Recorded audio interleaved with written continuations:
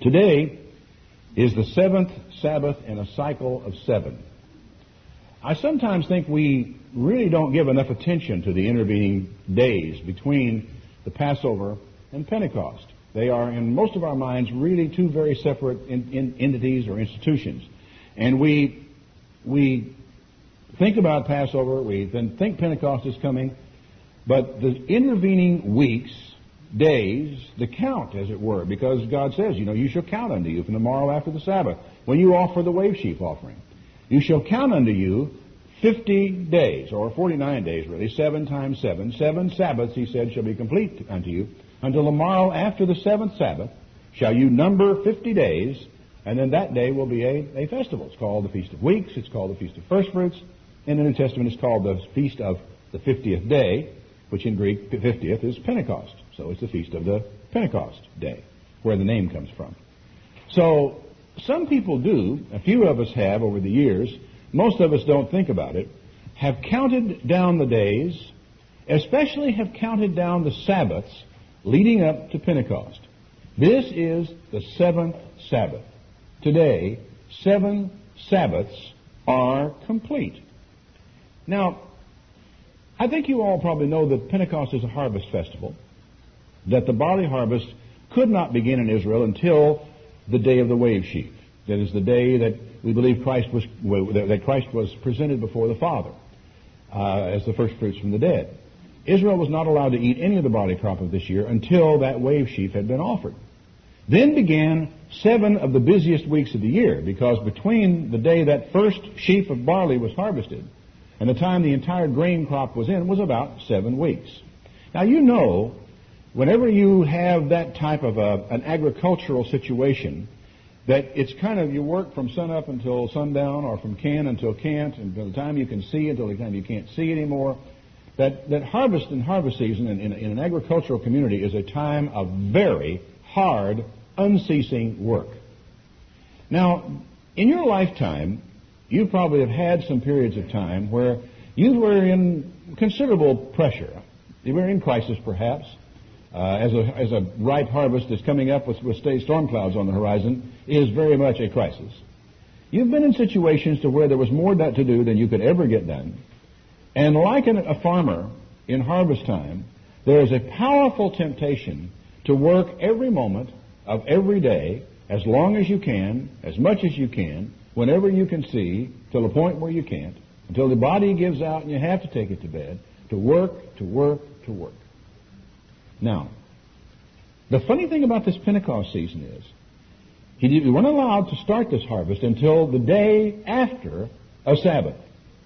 You had to have, before you started work, a day of rest. Then, the sheaf was cut at sundown.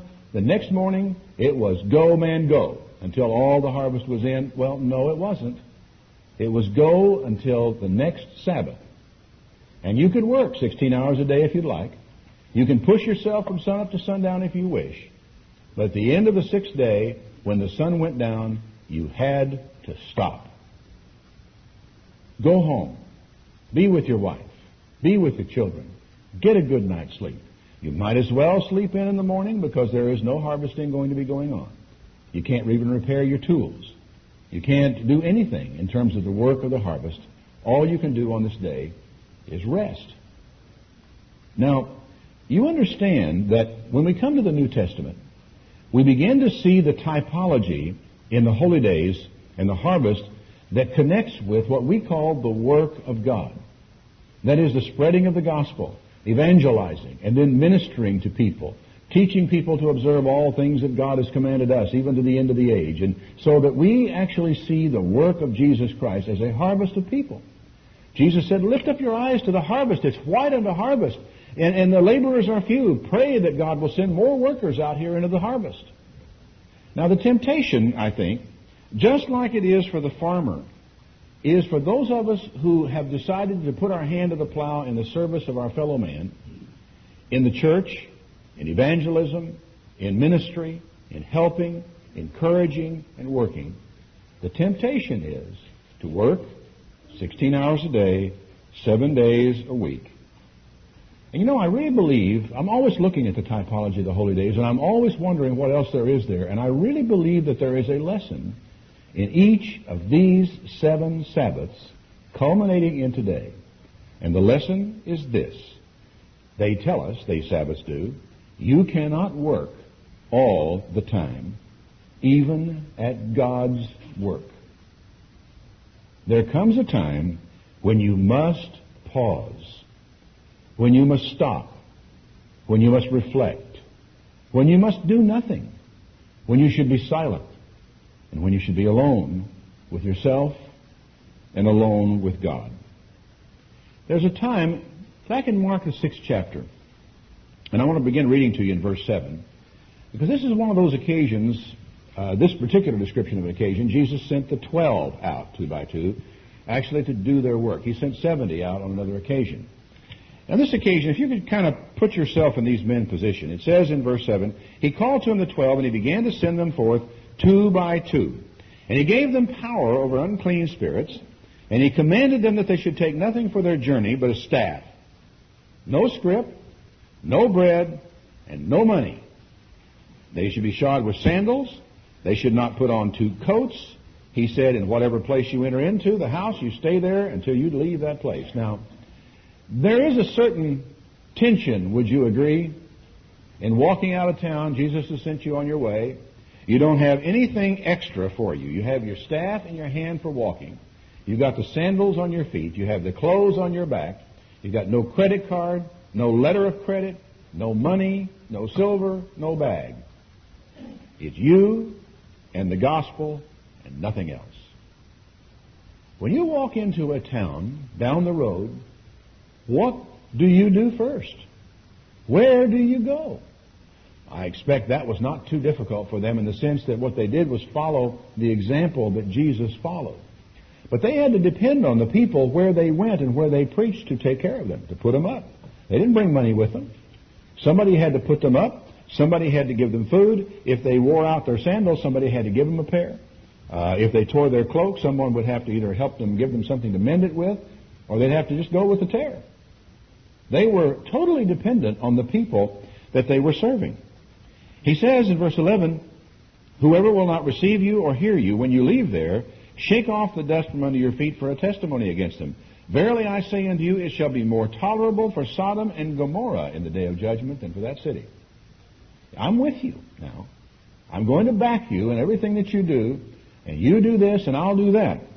And so they went out and they preached that men should repent. And they cast out many demons and anointed with oil many that were sick and healed them. Now, put yourself in their shoes. You're going from town to town, and I don't know how long they were out or how many towns they visited on their way, but here you are, and you go into the town and you preach, and you come upon a sick person. And you put out your hand, you take him by the hand, and you say, rise up and walk. And he stands up, looks at his legs, he can't believe it. And he is able to walk away from you. He's able to dance in the streets a little bit, as it were. He was healed. And you were the person whose hand he took and stood up. You were the person, you walk into the town and you run into this person who is so obviously demon-possessed that no one could make the mistake. And all of a sudden you just realize, I can cast that demon out. And you command it to leave, and it's gone. So they anointed sick people and they got well. They cast out demons. They preached and people repented.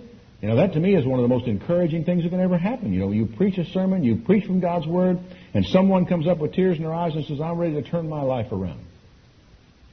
Do you have any idea, by the time these men reached the end of a week or 2 weeks or 3 weeks or whatever period of time it was, how exalted they must have felt? You imagine the adrenaline that is with them as these things happen to them? How good they feel? I'll tell you, it's the strangest thing, and I did not really quite expect it. But the high point of my week is doing the radio broadcast. And when I leave the studio at the end of a day, I am more satisfied than I am at just about any other time of my work week.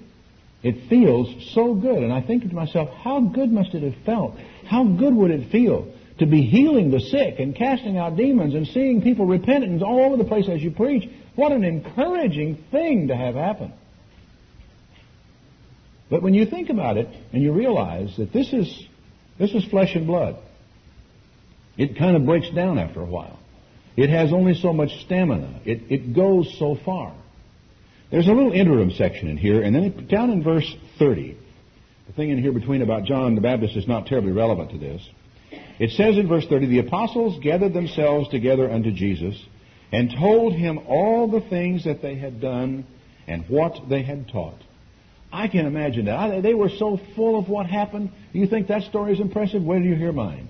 As they topped one another with story after story after story of people who were healed and sick people who were all of a sudden well, of sinners who had turned their life around.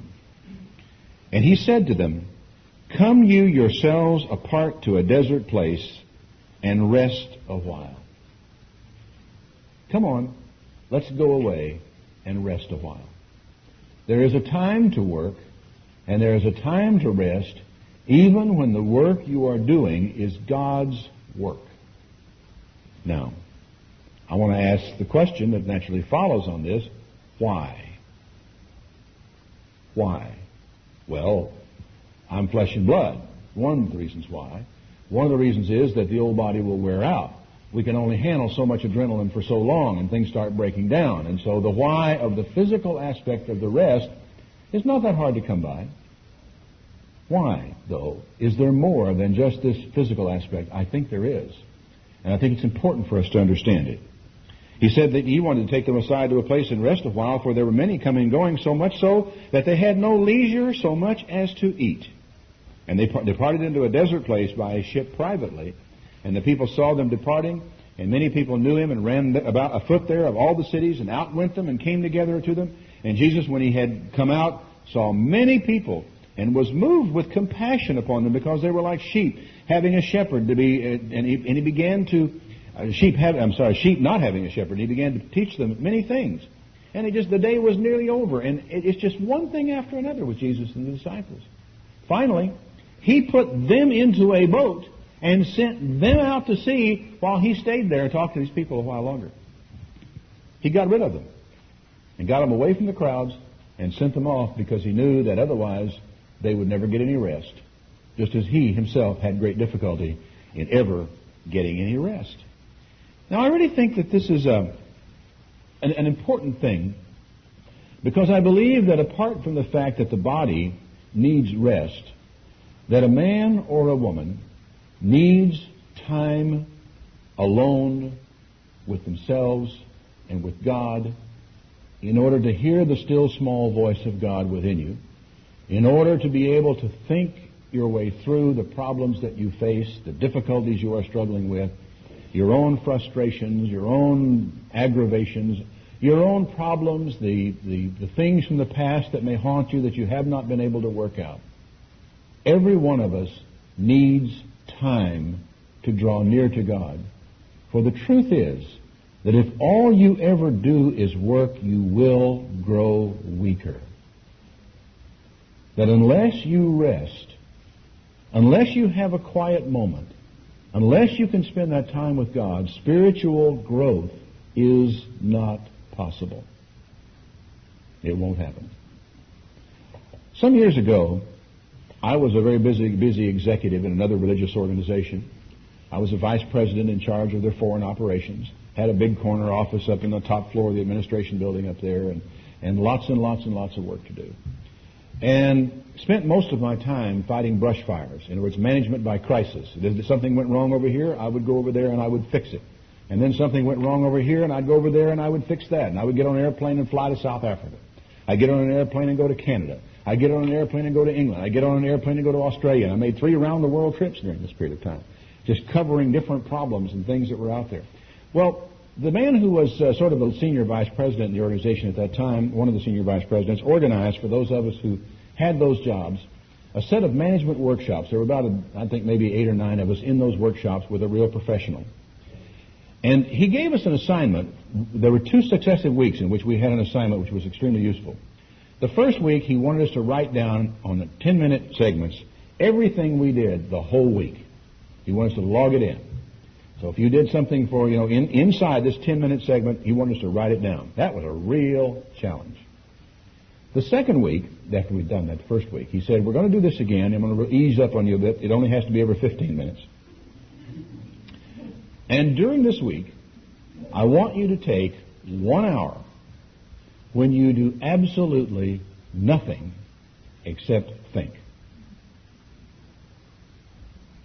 Now, what this served to do for me was to underline, double underline, put it in bold and italics, that prior to that time I hardly ever took any time to think. Because the week before was a normal pattern of my life and the way my job went and the way I worked. That week was not, because in that week there was a block in which I did nothing except think, and there was no other block like that in my life for just a very long time before it or a very long time after it. Most of us don't really like to think very much. We try to avoid thought. Now, I realize you think all the time. You think you're sitting there thinking about what I'm telling you right now, but that's not what I'm talking about when I say think. I'm a lot closer when I use the word think to what David is talking about when he talks about meditation, which basically means you think and you don't do anything else except think for this period of time. And your mind is in focus on what you're thinking about, whatever that may be, for that period of time. It is something that we don't do very well. In fact, we try to find ways not to expose ourselves unnecessarily to thought. I mean, we will turn on the television set. We will take a book. We will, even if you go in to visit many of your people's bathrooms, you will find, where's the reading room in your house? Because not even there do you want to be alone with your thoughts. It's a crude example. I only use it, though, just to illustrate to you what I'm talking about. We go to incredible lengths not to have time to think. That particular assignment by that man on that occasion was a revolution for me. I was struck this morning in the first presentation. He was saying that sometime there's going to come a time when each of us is going to have to stand alone before God. Do you realize you can do that tonight? You don't have to wait for the judgment day. You don't have to wait till you're on the sea of glass with your knees knocking together and saying, I wonder what the Lord's going to have to say to me. That you can be alone with God tonight. Take a little time before you go to bed. Go to a private place. Go to your closet. Kneel by your bed and be alone with God. You can be right there, alone with Him, almost any time. I really think that we are afraid of being alone with God. Almost as much as we're afraid of being alone with ourselves. It would seem at least that way. Now, there is a curious argument that I heard this last year that I had not really heard before. And the argument was that, the Sabbath day is a day, the idea that I want to take the Sabbath day as a day of complete rest, where I can sleep late, I can restore my body, I can spend time in reading and study the Bible, and I can have a day that's to myself. The argument was being advanced by some in some quarters that, this is selfish.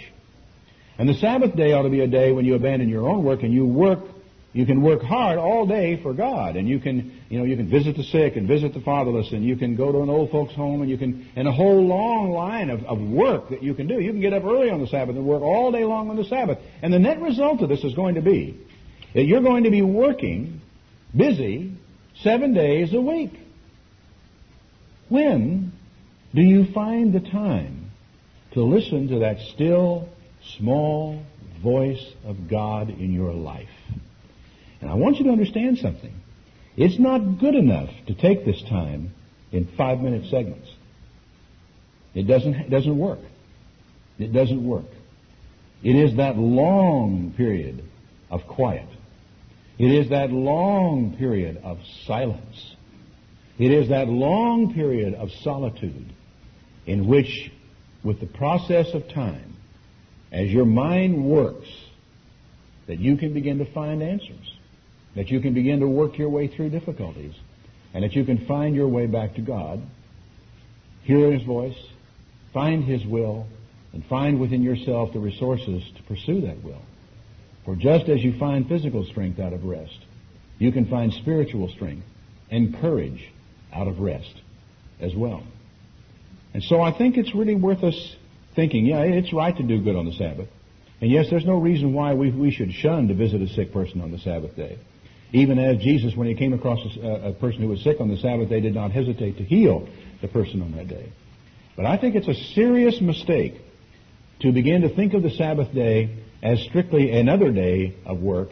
It's just a day for God's work, because if you never find that time for communion with Him, where is the meditation? Where is the time to read the Bible slowly, in a leisurely manner, to let it soak into your consciousness, to ask those difficult questions, to find those answers for yourself? Where is that going to come from if you can't find some time for yourself? But, we chase after things of, if all we accomplish by visiting the sick and visiting the fatherless and visiting the poor and doing all these good works, if what that accomplishes is to keep us from being alone, to keep us from being silent before God, to keep us from being alone with Him, if it's just an excuse to keep running, because for many of us that's what we are addicted to running. We are going to run, and we can't stand being still. And when we are still, we think there's something wrong.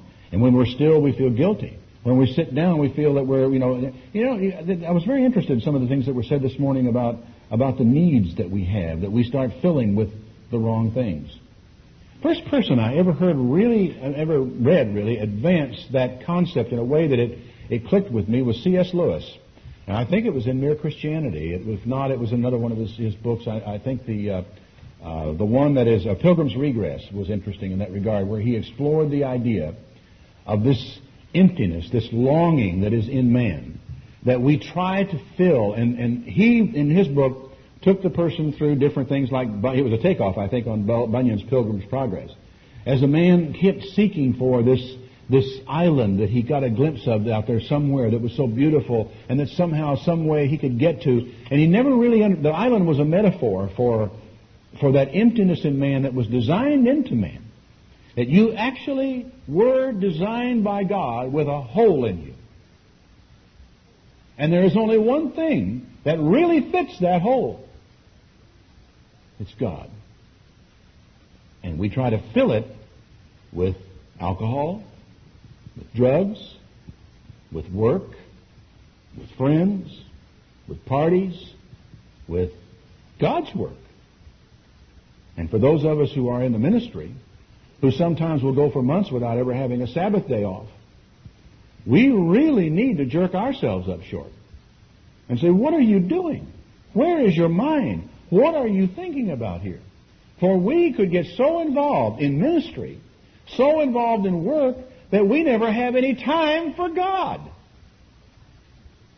Does that sound funny? Sound strange? It did to me.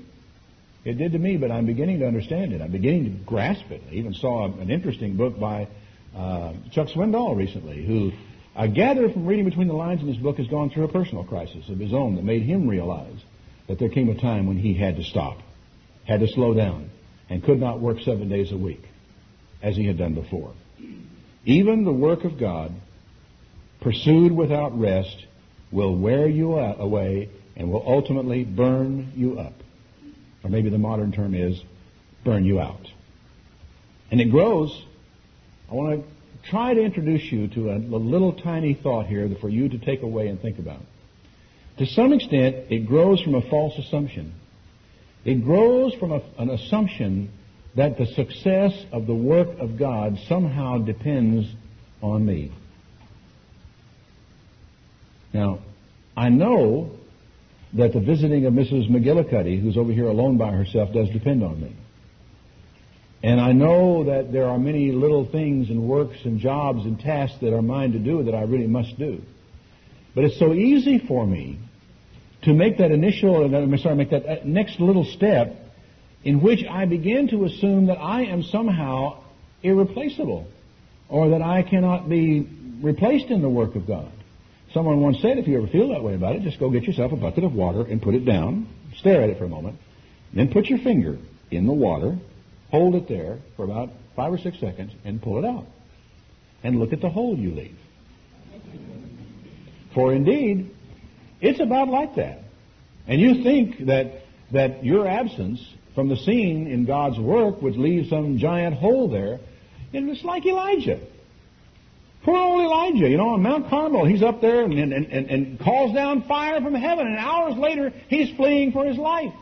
And he gets himself down in the desert somewhere, and he says to God, oh God, I'm the only one that's left. They've all forsaken you. They've all gone after idols. And poor, pitiful me, I am the only one. And God says, oh, get off it. I have reserved for me 7,000 men that have not bowed the knee to Baal. You are not the only one left. It's important to me to know that. And I think it's just as important to you to know that. That if I disappear off the planet tomorrow, God's work will not die. In fact, it did hardly be missed at all, because I'm still here, and all these cassette tapes you people have got in your closets around the countryside. So I can't go away if I want to, it seems. But you know what I mean. There are none of us that are irreplaceable, no matter how much we think we are, no matter how much we look that way to one another. And we need to be careful about that. We need to be very, very careful about that. You cannot also, another thing that you need to understand, you cannot really help others when you yourself are in need of help. Perhaps the best metaphor I can think of this is Dart's first law for helping the poor. You may want to write this down. This is an original, I think. I never heard anybody else say it. Dart's first law of helping the poor is, don't be poor. For if you are poor, you're not going to be of much value at all in helping the poor, are you? No resources. So, this brings us to Dart's first law of giving people help spiritually. You can't be spiritually impoverished yourself and be of any spiritual help to other people.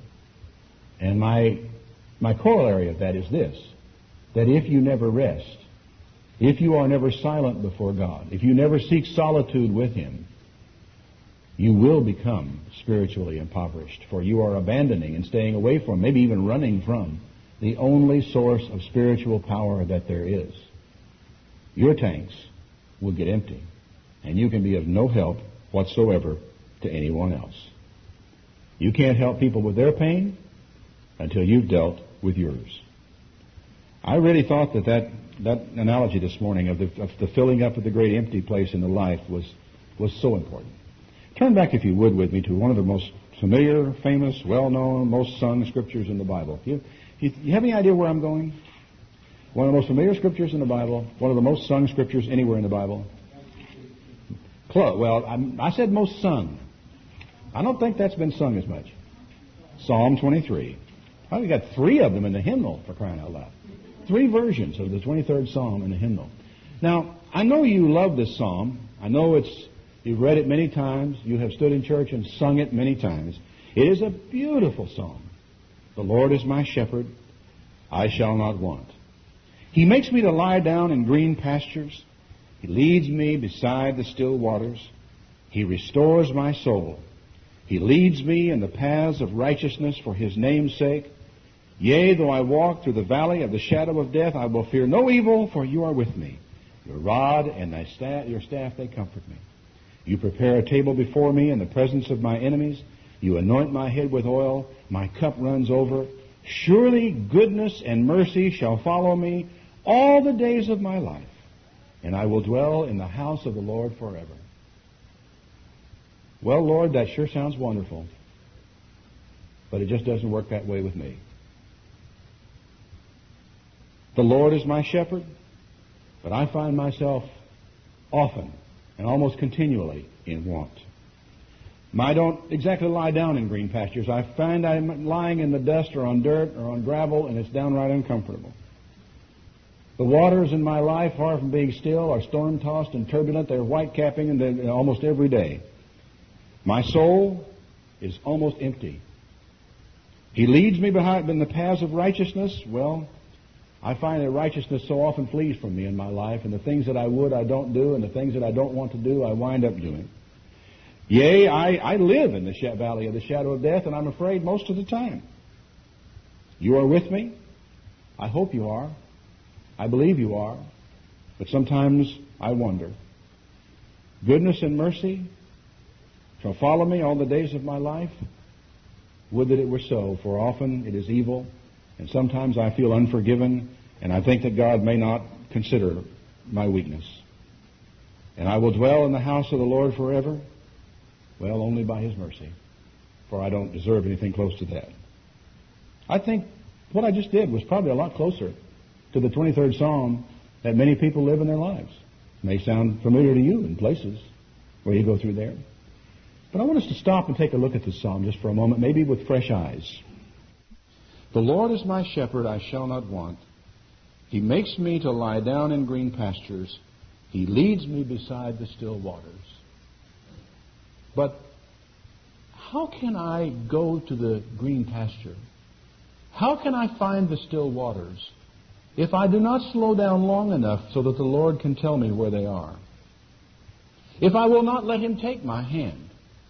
You know how often you have little children who are rowdy and they're hyper and they're bouncing off the walls, you know. You can't get them to go, come take my hand. And you can't get them to hold, you try to hold on. You have to be strong to hold on to their hand. You're afraid you're going to pull the little arm out of its socket, right? Because of the way they're tugging and pulling, they're worse than dogs. Do you suppose it's possible that the reason why we are not in this situation of lying in green pastures, we're out there lying in the dirt and the gravel, is because we wouldn't hold God's hand? Because we wouldn't stay still long enough for Him to lead us to it? The reason why the waters in our life are so turbulent and white-capped and waves are tossing and we're scared to death of them half the time is because we won't stay still. Because we ourselves are turbulent. Because we are agitating and because we will not stop and stay still and not move, we don't even realize that we are probably the source of most of the agitation that whips the water up. Simply because we won't stop. We won't be still. We won't put our hand in God's hand. And the song, "Put Your Hand in the Hand of the Man," is so frivolous that to me it says absolutely nothing. The 23rd Psalm says it all. That unless you are willing to slow down and stop and be silent, be still, then you cannot be led to the green pasture or beside those waters. He restores my soul. How can He when you keep emptying it out all the time? How can He when you won't stand still? Have you ever tried to refuel a moving car? How do you restore a person who will not take time for you, who will not listen to you, who will not stay put when you're trying to explain something to them? How can you? God is almost put in a position of having to chase you around, having to reach behind you, grabbing for you all the time like a parent for an unruly child, and He's not going to do that. He is simply not going to do that. He will allow you to run until you're out of gas, until you're lying in the dirt, until the gravel's in your teeth, and then He will say, ready to listen? Do you want to know? Do you care how you got where you are? Are you interested in knowing whether there was another way? I'll tell you, but you're going to have to sit still for a while. Rest. Come away. Let's be together. Let's talk. You talk to me for a while. Well, Lord, I've talked to you and you never tell me anything back. I'm not through listening yet. Keep talking. You talk to me. You haven't said it all. You haven't said nearly enough. He leads me in the paths of righteousness for His name's sake. Well, you know, I would have to say in my lifetime that I have described an S-curve across the path of righteousness so many times that it's discouraging. I am in the path of righteousness every once in a while on my way from one side of unrighteousness to the other. And what I really need to do is when I get in the right place, I need to stop and listen and heed and let God take me by the hand and lead me. I guess in a lot of ways what God, that maybe we could learn some of those lessons as to which side of God we're supposed to be on. Yea, though I walk through the valley of the shadow of death, I will fear no evil. You know, I wonder how many times, though, we are in the valley of the shadow of death because we chose to be, because we made a wrong turn, because we weren't listening, because we wouldn't be directed by God. But finding myself in the shadow of death when it's not my fault, when I didn't put myself there, maybe even for the sake of the name of God, I will not be afraid because He is with me. But it is the knowledge that God is with us that allows us to not be afraid, isn't it?